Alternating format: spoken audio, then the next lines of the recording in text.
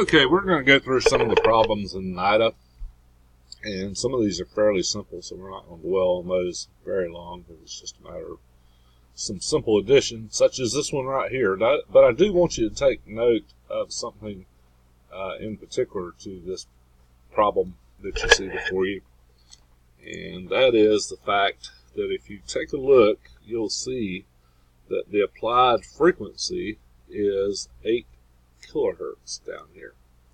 And we're going to see this problem a little bit later, and it's going to say 8 hertz. It truly should be 8 kilohertz, so we've got to bear that in mind as we're doing these problems.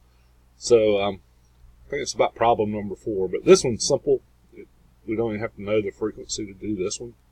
It's asking for the total inductance. It's as simple as adding L1 to L2. So if we add 40 plus 42, it's pretty much a no-brainer. You have to break out the calculator, 40 plus 42, and we're going to come up with 82 millihenries. So I'm in pen mode. Let me get back out of that. And we'll come down here and we'll click 82 millihenries, and we are correct. This one is the same way. It's just a matter of doing some fairly simple math. I'm not going to break out the calculator for this. We'll be using the calculator plenty in further problems. But on this one, it's simply a matter of adding 30 millihenries plus 20 millihenries plus 10 millihenries. Now, we've always got to make sure we're talking the same units. Here is millihenries, here is millihenries, and here are millihenries. So as long as they're all in the same unit, milli meaning 1/1000th, we can do simple math. 30 plus 10 plus 20, or 30 plus 20 plus 10, if you're going in the right order there, equals 60. So again, not going to break the calculator out, but if you have to do that problem, don't mind you doing that. 30 plus 10 plus 20 equals 61 henries, and that is correct. So got that one down pat. And again, this one's asking us for much the same thing, except we do have some issues here. We have, I can get the screen where it's not highlighted.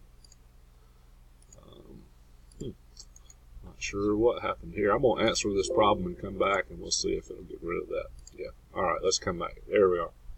Not sure why it grayed out like it did, but anyway, we got it fixed. So take a look at this, and you'll see that I'm dealing with millihenries here, which means 1/1000th, and I'm dealing with straight henries right here. So two different units. So I have got to convert one or both. And notice I have one answer in millihenries and two answers in henries. But let's take a look. Remember, a milli means 1/1000th. So literally 800 millihenries is equal to 0.8 henries. And you can do that by dividing 800 by 1,000. So if we go over here to our calculator and we say 800, whoops, one too many decimals in there, let's back it up, 800 divided by 1,000, we equal 0.8 henries. Now I can convert 1 henry into millihenries as well. I have to multiply by 1,000. So 1 times 1,000, it's pretty easy math. 1, 0, whoops, sorry, man, this pen has lost its mind. Let me undo that. Go back and write this. 0.8 henries. Because we divided by 1,000. This one we multiplied. 1,000 millihenries. So we can do either one. Since we know that two of our answers are in henries, I'm going to do the henry ones first. So I'm going to say 1 henry plus 0.8 henries equals 1.8 henries. So sure enough, that's one of our answers right here. So pretty well we've solved our equation. If we went the other way, we'd have 1,800 millihenries, and we'd have to divide that by 1,000. We'd get 1.8 henries. So we're in good shape there. We got that one right without doing a lot of math.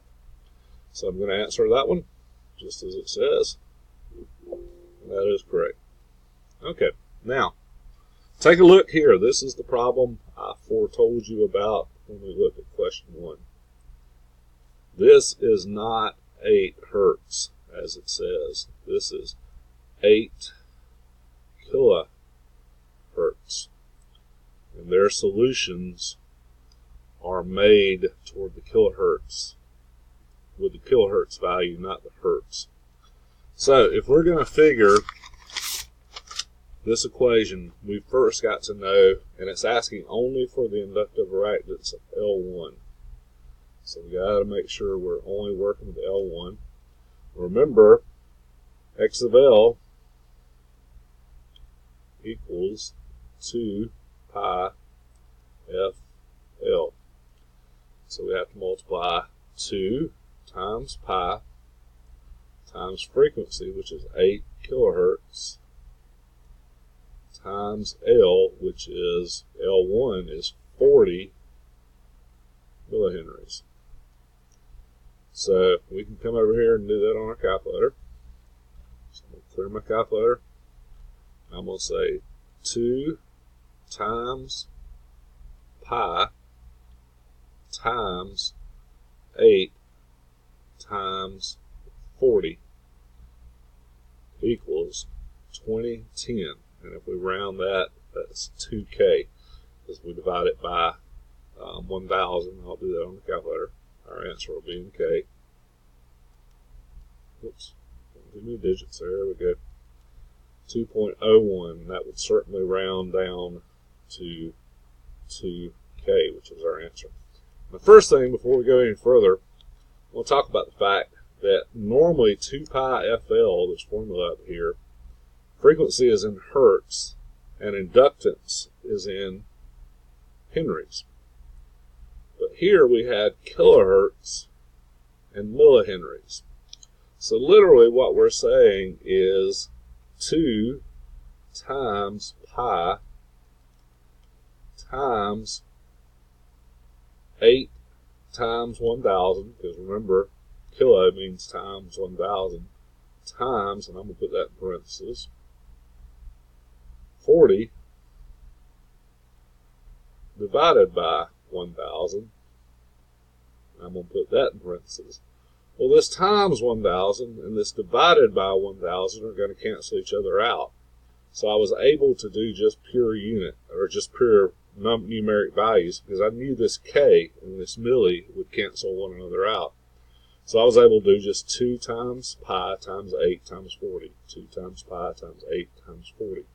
So I was able to do that simply because I knew that the kilo and the milli would cancel one another out.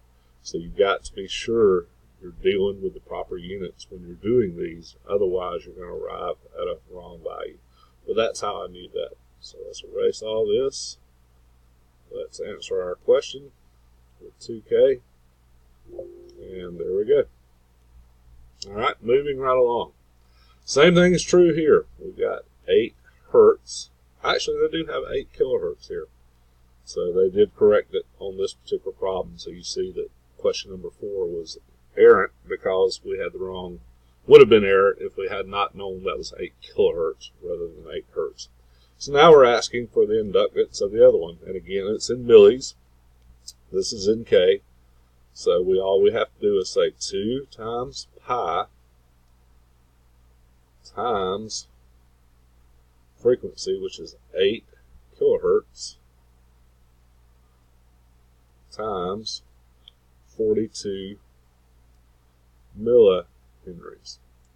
Now I know this milli and this K are going to cancel each other out, so I can do straight math on my calculator without having to worry about the units because they're going to offset one another.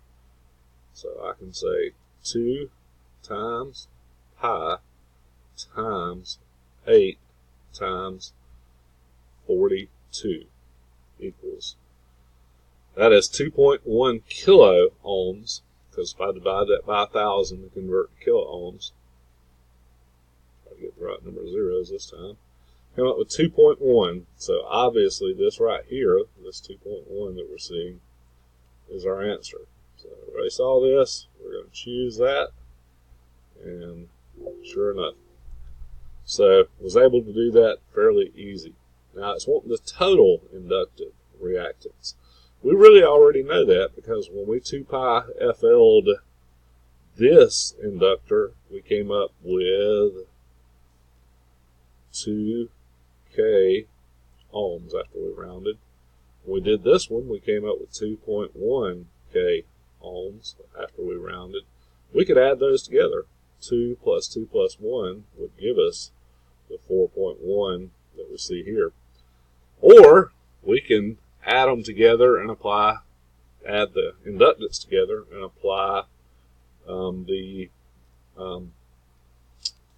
2 pi FL to that value. So let's do that. It's just a way of double checking that we've arrived at the right answer. So I'm going to add 40 plus 42. So total inductance is, whoops, wrong symbol there, is 82 millihenries. So that's 2 pi FL 82 millihenries. So that would be 2 times pi times frequency, which is 8 kilohertz, times, and I'll write it down here, 82 millihenries. So again, I know my milli and my kilo will offset one another. I can deal straight with the numeric values rather than having to worry about the prefixes to them. 2 times pi times 8 times 82. This value will be in thousands, in units I mean, so to get prefix of K, we're going to divide it by 1,000. Doggone it, extra digit, there we go, back to 1,000. 4.1, and so sure enough, we arrived at the same answer we got if we added together the individual X of L's of those, so that worked out well. So let's choose 4.1, and we are correct.